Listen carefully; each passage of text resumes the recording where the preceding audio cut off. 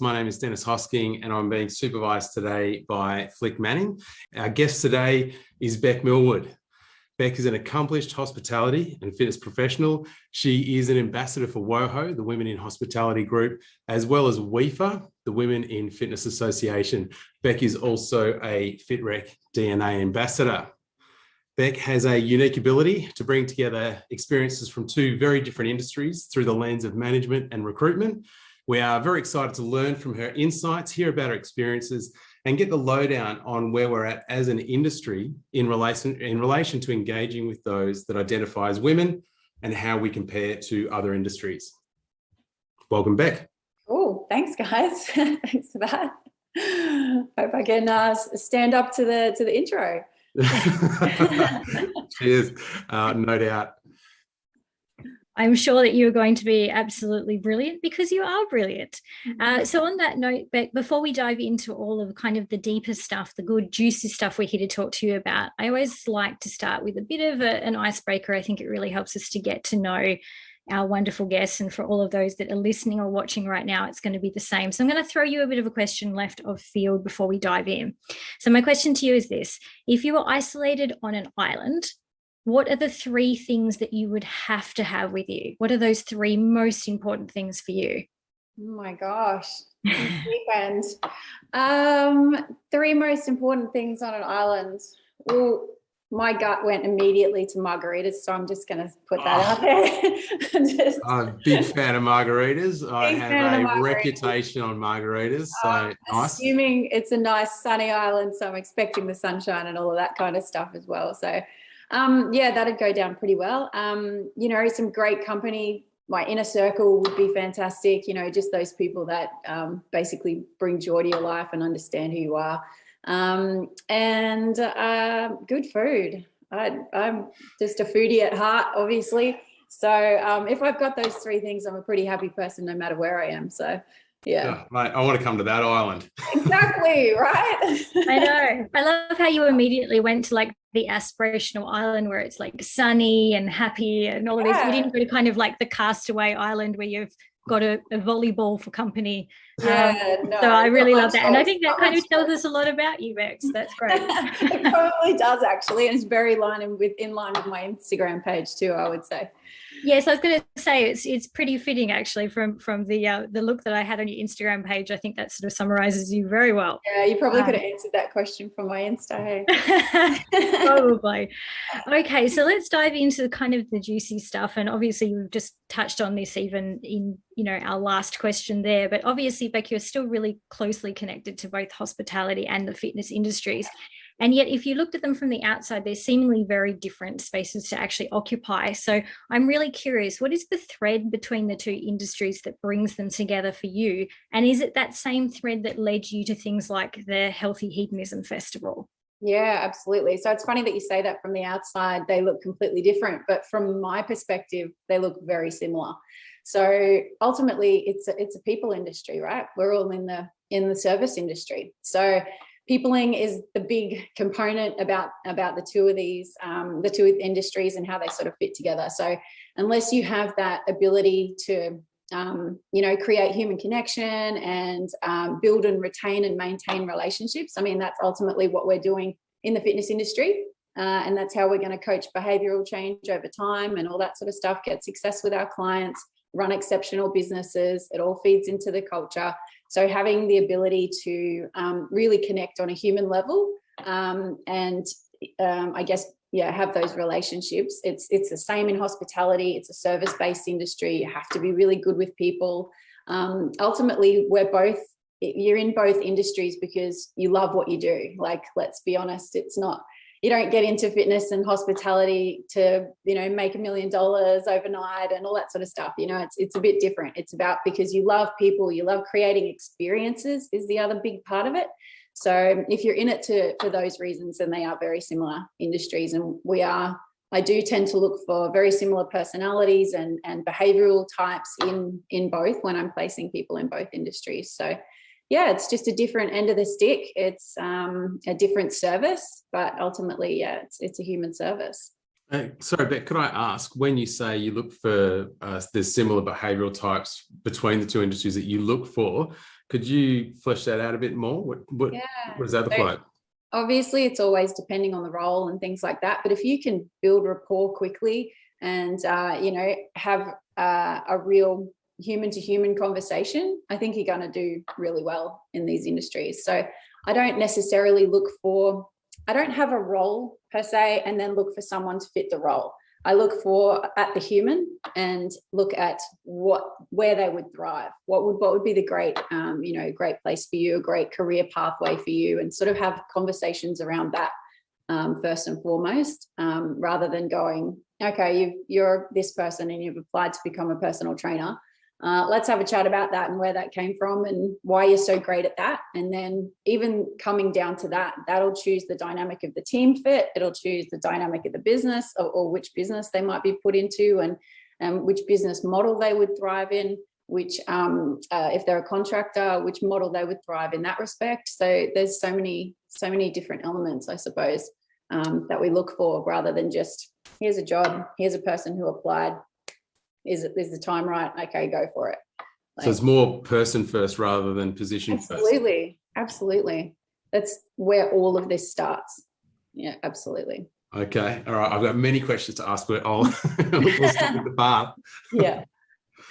And the Hedonism Festival, how does that fit into everything? Oh, well, okay, yeah. So the two industries, obviously, I've been in them both for a very long time.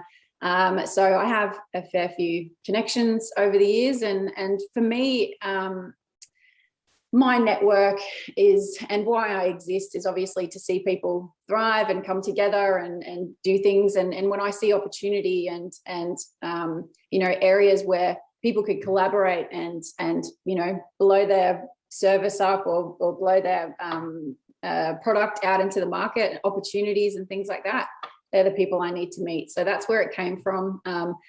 We were both moving through, I guess, the hospitality industry and the bar industry in particular was starting to launch a lot of no alcohol to low alcohol brands at the time. And you'll see that, you've probably seen it in the market growing in the last year or so.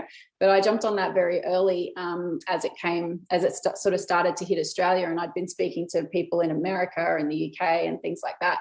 And with the alignment of the people I knew in fitness and the people I knew in hospo, it seemed like a great opportunity to bring a lot of healthy aspects into the hospitality scene instead of people going out and, smashing themselves over the weekend. There's actually a lot of opportunity for people like myself who like to still go out and enjoy stuff, but also have a very healthy lifestyle on the other side of it that we don't want to sabotage. So bringing those, I suppose, suppliers and products and I guess the experience once again to the market and to more people and have them see that, that's sort of where healthy hedonism came into it. So we all want to go out and still have fun, but there's a lot of us and more so that are wanting to maintain a healthy lifestyle while we do it. So there's people and opportunities out there to do that. And these products are fantastic. And I couldn't believe that they, we're not getting the look in that they needed. So we sort of decided to come together and blow that up. But it was a big collab of many brands and many suppliers and people who speak in the industry and speak on these areas as well. So we had a lot of presentations that went really well across that day. So, but it was in a 36-degree heat day. So of all the days we could have done it, we're like, yes, outside, summer, it'll be great. I think we'll change things up a bit next time we run that one. It was a sweat fest. Yeah, right. Okay. Well done. That's an amazing bringing together of two very disparate industries, seemingly. Anyway, now we met obviously via recruitment, so we've done some work together via HealthyPeople. And I guess going back to that earlier comment you made about sort of people before position, and I really get the sense, we hear about hiring for character and training for skill, as that's along that same sort of line. We do see in our industry many cases where employers are very focused on the experience that they want or the education they want within it with a candidate. And we have seen circumstances where people seem to be overlooking high caliber candidates because they don't fit this preconceived mold as to what the person should look like.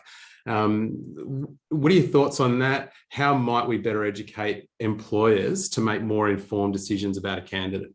Yeah, I think it really really does start with the personalization of the process. So, the longer, not that you want a long hiring process, but the more elements you have as part of your hiring process, the more you get to really understand the person and their drivers, their behaviors and all that sort of thing. So yes, senior people are going to come with some great skill sets and things like that. It depends on, and especially at the moment, because a lot of people are transitioning from other industries as well. So we're getting some really highly qualified people wanting to cross over or career change into the fitness industry at the moment. So really understanding the motivators for why they're applying is a really good start. Personalizing that process for them as well. So once again, not saying, hey, we've got this person, and then, like you said, putting them through a process that we've created that we think is going to be great for everyone, because there is not a one size fits only process for this, or even an interview process or an onboarding process. So the more you have the opportunity to personalize that experience or make it fit the person, I think you're going to be more successful with your hiring for sure. And you get those opportunities to be transparent from both sides, filter out any roadblocks that might come up along the way. We have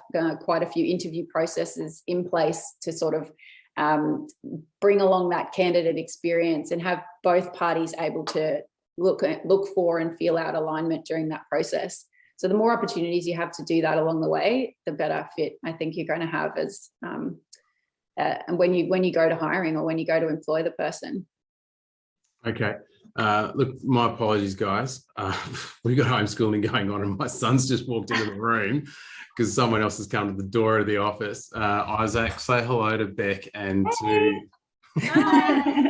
Hi. Dad, This is real life. What? This is the pandemic, guys. Right. Play this. Yeah. Yeah. You know Okay, what? I'm gonna say mate. keep that in, Dennis, Leave because that's real life, baby. That's what's happening today. That's relatable, and that's how we build rapport. Yeah. Sorry.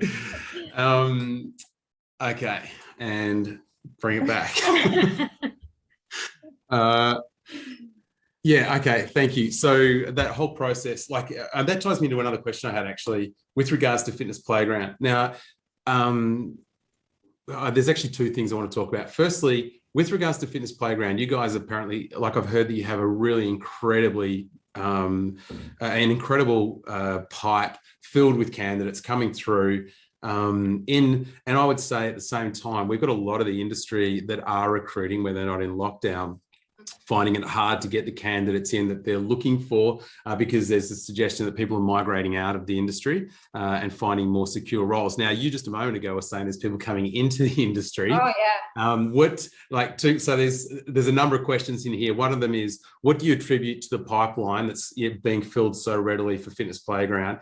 And secondly, what do you think the ratio is? Do you think more people are leaving than coming into the industry? Is about the same? Why would people be having these experiences where they're not finding the candidates? Yeah, I think definitely it all comes down to having a strong employer brand. How is your brand seen out there in the market? Is it does it have a strong presence in the market? It needs to be an attractive model. Like people who are, we put a lot of time and effort into maintaining our brand and how our brand looks in the market, and also us separate to the brand itself, but we have an employer brand that we put out there in the market as well. So I think no matter what industry you're in, you are you're coming for the role, you're coming for what you've seen that's being promoted out there in the market, but you stay because you have a really great culture. It's supportive. It's giving you what you need. People are listening to you when you speak in the business. You're actively engaged in the business and you feel like you're making a difference. No one's ever going to leave that space. If your employer is talking to you on a regular basis, is listening to what you need, and not only your personal goals, but your professional goals, and is helping you to get there. If you're having active progression along that way and all these open communications to where you need to be, I know I wouldn't leave that space. These people are aligned with the mission, they're aligned with the values of the business. It's been identified that you're all going in the same direction from before you were even hired. So once you then get into that environment and then the promises that you were promised are being delivered on, that's massive. That doesn't happen a great deal out there from the majority of people that I speak to. They've been burned so many times by promises that don't deliver. But in a business like this, where it is consistently being delivered on, if there's problems come up, that's an open conversation and everyone has a good chat about that. We can get back on track. And there's all these different avenues in the business to support your growth. I think that, yeah, it's a no-brainer. You're going to stay with the business. There's a lot of reasons that people join a business these days versus why they did previously. And I guess old school, it might have been about job titles or salary.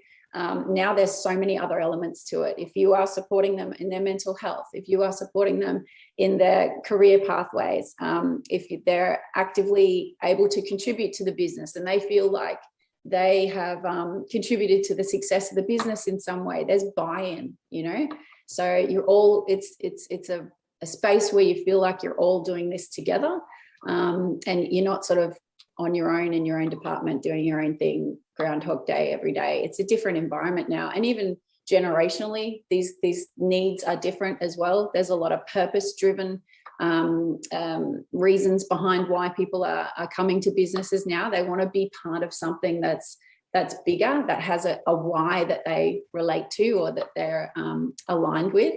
So I think when you have all these elements that line up and you've got that pipeline, and when you're recruiting or hiring in that process, you're looking for alignment in all of these elements, it becomes a much tighter match, a much cleaner match in the end when you do move to hire.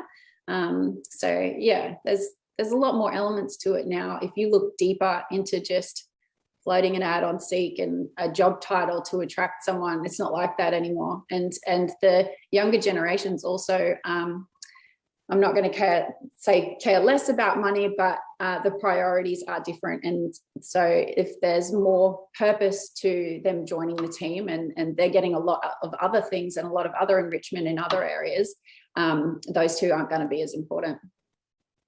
Okay. I feel like the building a solid employer brand is only going to help with the general attractiveness of the brand, like in terms of both marketing the business as well as marketing the business to potential employees. Yeah, definitely. And it also takes away a lot from the cost to hire. So in saying that, we put a lot of money into marketing and obviously those things, but we're not directly paying for Seek ads every day and advertisements, because our marketing is attracting people to work for us organically. So that's sort of how that space is coming along. But yeah, we see a lot less of us having to pay for advertising than would have happened previously. Yeah, sure. Before we make a gear shift into women in fitness, just one last question: onboarding. The process of onboarding for Fitness Playground, for example, like you guys obviously have this tight, it's working really well. What's the average duration between someone putting in an application and then being on the floor doing the gig? Yeah, well, COVID's kind of blown that out. Yeah. But normally, say 6 months. yeah, exactly. It might take a couple of weeks to get through the initial hiring process or interview process. So from application, depending on which role they're going for, they'll have anywhere from 3 to 5 interviews before they'll be offered a role. And then during that process as well, we have sort of some little engagement tools and assessment things that we do with them just to find out a bit more about them as a human. We're all about hiring great humans, marketing and all that sort of thing. So that really comes first for us. We're looking at the human first and foremost. So they have conversations with myself, they have conversations with our career development team, and then everyone who comes into the business has a meeting with Justin himself. And then from there, we'll have a good discussion about their particular career pathway through the business, make sure that everyone's aligned on that one. And then we sort of move into onboarding from there. So it can take about 2 weeks, depending on everyone's availability in an ideal world, to get through that interview process. And then we sort of move into an onboarding. We onboard people about once a month. We'll have an onboarding or induction, I should say. And then for different departments, it runs for different lengths of time. So our personal trainers, for example, might do 3 full days of induction, learning the company, learning the values of the company, and the systems and processes that we use and all that sort of stuff, and then move into their location. And then we got a sales team, front house, club managers, that sort of stuff, induction, where it would go for 2 full weeks. So they have 2 full weeks of training and learning before they'll move into their location and start their roles as well. So yeah, it can take a bit of time, but it's the feedback has been, and this is something we're constantly refining, mind you.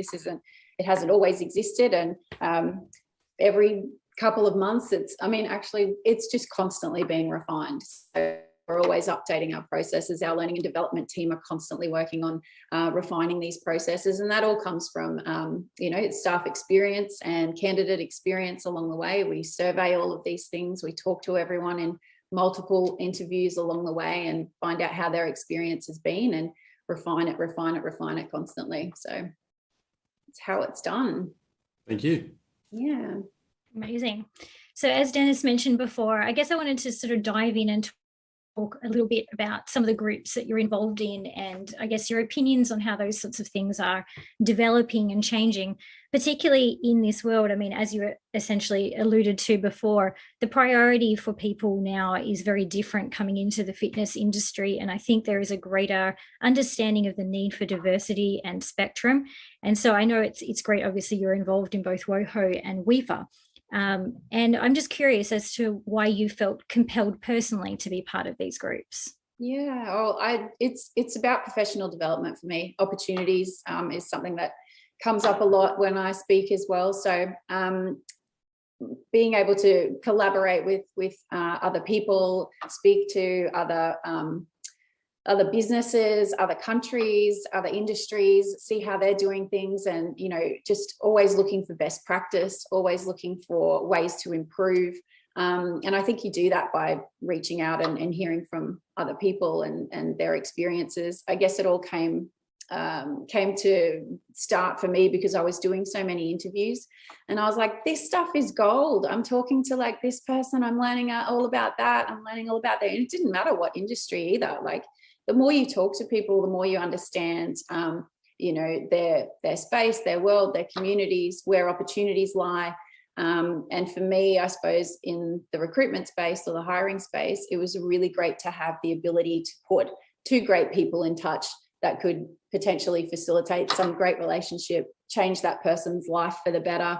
They might never have met otherwise. So I just feel it's my space to sort of be out there and identifying all these opportunities and development opportunities for people. So mentoring is a big part of how this all comes about, and I do a lot of that with the engagement of WOHO, you're seeing it come up a lot more, I suppose, with WIFA and things like that as well. They do it slightly differently, and it's obviously on a global scale with those guys. With WOHO, it was state by state. We're sort of reaching out now since COVID made us into sort of a national relationship and things like that. So people are really learning from people that they may never have met or got in touch with before, and that facilitates some great careers and some great opportunities. So at the moment, it's really been in the space of women for me. That's sort of how it all got started, and those relationships have really blossomed. I think that in the female space, it's like the word confidence comes up a lot.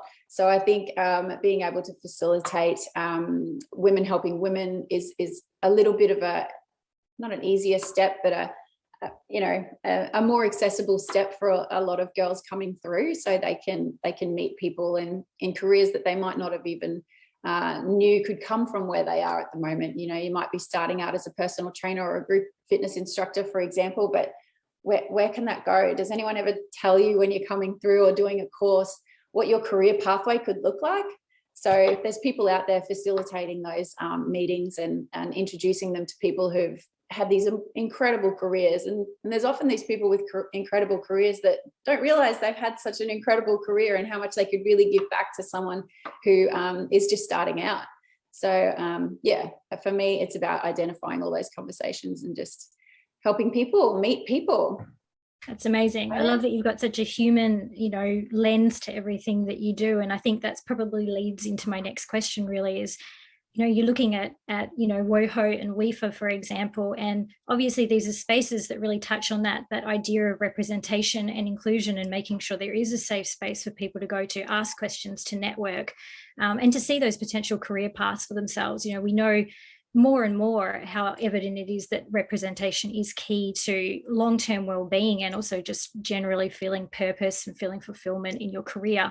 And so I guess around that as well, we're seeing a lot more changing in terms of the spectrum of gender, and we're seeing, the change in language that we're using and things as well. So from your perspective, places like WOFO and WIFA, are they becoming a really entirely inclusive space for all of those that might identify as female, as well as the sort of the more traditional, I guess, or original lens on that? And is there anything more that, places like WOFO and WIFA, or even the fitness industry in general, can do to increase that inclusion and make sure that that representation is covering every single base? Yeah, absolutely. So it's beautiful to say actually that both of these associations are completely open to having anyone involved. Absolutely. So it's all definitely inclusive. We have a lot of male mentors and things like that. So it's just, the conversation is about, anyone who's willing to help women in their career or move forward or have those safe conversations, or any kind of conversation that can help facilitate growth for someone. So it's definitely not, exclusive to only women and people who identify as women. Our last, meeting that we had, or last group time that we got our community together, we had one of Brisbane's most amazing drag queens facilitate that or host that event, and it was absolutely spectacular. So yes, the conversation absolutely happens, and I hope that people feel that they can, that it's an approachable situation and all of that sort of thing. Obviously, anyone can mentor, anyone can be a mentee. And benefit from the things that we're doing, the events that we're having, the mentor that we're having, and then I guess we're in line with that as well. We're always refining that language as well. Like, we're still learning as we go, but it is something that is part of our charter. It's part of the way that we speak, the way that we write our invitations and everything like that. So hopefully the message does get across, but it is something that is always considered in how we get the language that we use, I suppose. But yeah, we're definitely, always learning in that space as well. So I think in general, that's sort of what all this is about, and why I'm involved in all of this sort of stuff, because we need to keep progressing. We need to keep learning from each other, and including those learnings in the space that we're providing for people. So yeah, that's brilliant. I love to hear that. That's wonderful. And I guess for anyone that's listening that is curious and maybe sort of trying to find their space in the fitness industry, it's really wonderful to know that spectrum is broadening, that language is beginning to change, and those conversations are actually happening, because it's just incredibly important for well-being, especially mental well-being. But we all need to be represented and have a space that we feel safe, seen, valued and heard, really. And I think that's so much of what you seem to touch on in that human to human aspect of alignment. Yeah. My final question, I guess, around WOFO and WIFA and that aspect of the work that you do there is, can you give us any sort of examples, I guess, on how having a membership or being involved in these particular organizations has perhaps moved the needle for someone in a really unique and specific way, that they maybe have taken a different career path within fitness that they just didn't know was available to them, or, were thinking about dropping out of the industry and have stayed in for some reason, something along those lines. I would love to know. Yeah, definitely with WIFA in particular, because it's global, and we can have so many different conversations with so many different people in the industry. I think a lot of the way, or a lot of the good parts that have happened, I suppose, that have sort of come out of COVID is it's really pushed our online presence. So it's immediately made all of our connections and networks global, which really does expand the conversation and the diversity of everything. I mean, here in Fitness Playground, for example, I mean, we've got so many internationals. We've got people from all over the world, you know, all the most beautiful flavors working for us. And then as we sort of move into these communities and people that we network with from all over the world, it's just made everyone so much more accessible. So those conversations are, you know, I'm constantly learning about new jobs, new roles, new career pathways within the industry that I would never have known about before. You know, I've been in fitness since I was 18. So it's, yeah, it's really diversified, I suppose, where your career can go. And I think from that perspective, it's really, really helpful and really insightful for people who are just starting out or people who are coming into the industry and looking from the outside in. I think it's a really great platform, I suppose, and not just through WIFA and the associations and things, but also all the conferences that we've got going on at the moment, you know, like Fit Summit and the Fit Tech Summit and all those Flic, everything. So it's more accessible. The conversations are out there for people to learn a lot more and a lot faster as well. There's a lot. I mean, I'm constantly saying it every day. Oh, I wish this existed when I was coming through. Oh, I wish this existed when, you know, so learning all of those things. Yeah, it's definitely a great space to be in these days. We're really opened up the entire world for those conversations. So you can reach out to anyone. Like LinkedIn, for example, is a huge platform for me, but it really levels the playing field. I think anyone can speak to anyone these days. If you have, you know, the right conversation, you can reach out to a person you respect or want to know more about or want to follow.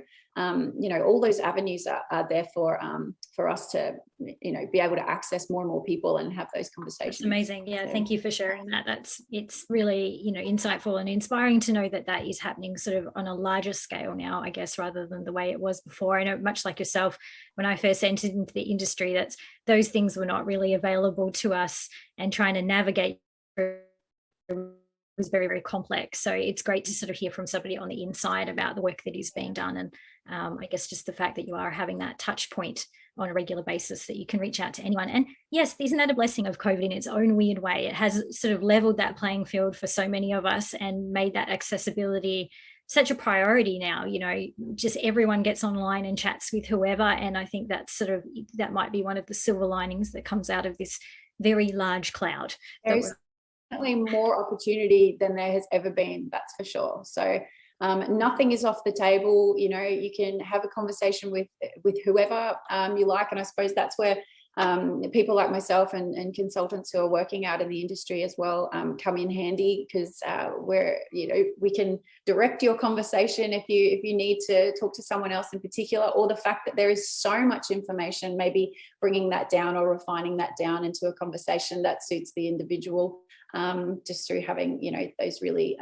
conversations about who you are, what you believe in, where your values lie, where you're headed with everything, like where do you want to be, and just refining those conversations down to really put you on the right pathway and in touch with the right teams and people who can facilitate the growth of your career, whatever that might look like. And I have this conversation with people every day that where you start out might not be where you end up. So don't think that, oh yeah, I'm going to be a instructor if that's what you're applying for. There is so many opportunities that can come off the back of that, and specializations and niches and stuff like that, and being able to see that now out in the industry and how people have diversified just through COVID.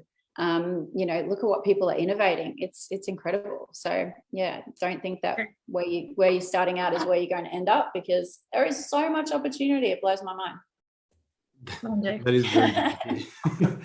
So we've already spoken about the fact as people before position, you find someone that fits the role. And the challenge where we have employers have preconceived ideas about the sort of person they want in a role. We have seen people advertising we'd like a female trainer for a role. Now, it's always sort of boggled my mind in the sense of why would you just restrict it to a female trainer? If you saw a great male trainer, wouldn't you want to put them on anyway? You know, if you just recruited 4 trainers, you might find some great female trainers come through. You know, what would you say about that? That might come from a client and what clients feel more comfortable with in that scenario in particular. I know that if, you have a gym full of male trainers and, you might want to balance it out as well. Like, you would definitely want to have the balance, not only from a team dynamic within the team and have a whole bunch of, well, not that it needs to be a male-female balance, but just a balance of personalities, different nurturing behaviors, all that sort of stuff. I mean, clients will naturally gravitate to the person that will be their greatest motivator. We're lucky we have quite a number of niche trainers in the business. So it's more about the trainer's skill set rather than whether they're male or female or anything like that. So if you're coming to, and as we all know, if you're coming to achieve a certain goal, I'm going to look for the person that can facilitate my results, the expert in that field. And I'm looking for, whether they are, whatever gender they are, that's the person I'm going to seek out in the business. But look, if people are wanting to, I think there's got to be reasons behind it. I mean, I wouldn't go filling my team with what I thought I wanted to see in a team, but what my clients were asking for, what the members are asking for, what specialists they want. That's the team that I want to facilitate in the venue. Yeah, sure. Good answer. To fill that gap. Yeah, that makes sense.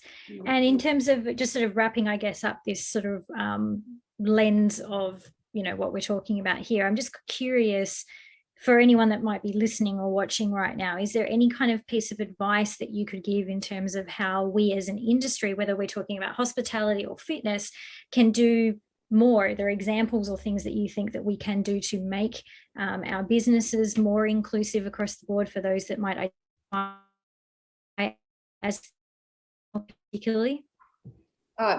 Definitely. As a business, I would love to see more people personalising the experience and personalising the candidate experience, not rushing the process, being more proactive in their approach to hiring instead of reactive in their approach to hiring, because I think that reactiveness doesn't facilitate great teams. It doesn't give a good experience to the person who's applying and lead to, a higher turnover rate, I guess, within businesses. So really taking the time to plan out strategies, to really care about the experience and who you're wanting to bring into your business. And I think from the candidate side of things, there's an element that lies with them as well, to be able to present themselves in the best light, and not just sort of pick and flick where they're going to go with no thought of application, and for people to go really deeper into, their why, I suppose, of why they're doing this, who they're applying with, and put some effort into their applications of who they want to be with. So I think from both sides, a little bit more of a thought process behind everything would go a long way, and it would be more attractive to the right candidates into the business. So yeah, definitely some more strategy and planning, proactive type nature around these things, instead of going, oh my God, we need a trainer yesterday, and flicking that to the market. It's not going to have the best results. Agreed. Yeah, I love that idea of it sort of being more proactive than reactive. I think that's a great sort of way to kind of frame it in terms of thinking. Working on their attractiveness. Yeah, you know what I mean? Like, you as a personal brand and the business as a brand as well. I think that gives a lot more clarity to both sides about the match. Yeah, definitely. Yeah. And I mean, you've touched on so much about alignment as well. I think that's a really key thing that is probably often overlooked, and is perhaps maybe a slightly newer lens in terms of the hiring process, of really sitting down and spending the time to have those conversations and actually get to know the people, because sometimes what they come in for in terms of a job ad, there's actually a way better role for them in the business, or you can create a role for them in the business, and that's just going to elevate your business and industry in a way that you wouldn't have suspected. But you've got to have that conversation, and you've got to be willing to find. It's less about the resume than ever. It's less about the resume, it's more about the human. And I think that's what we need to take time to understand the person. And I think the relationships are going to be a lot better. Yeah. And look, across the board, right? We're talking so much about you know, the spectrum of fitness and challenging convention here. And I think that's really what it comes down to, is you've just nailed it on the head. It's about the human first. It's really, if we can get into that so much more, that's going to reshape the industry in so many really positive ways. So my final question for you, Bekk, before we sort of start to wrap things up really, is just if you could give one piece of advice to someone who identifies as female that perhaps wants to come into the industry, they're sort of sitting on that edge of making that decision of transitioning into fitness, maybe from something completely different. What is the one piece of advice, do you think, or the one learning perhaps that you have had that is the most important thing you could impart on them on the precipice of that decision? Come talk to me.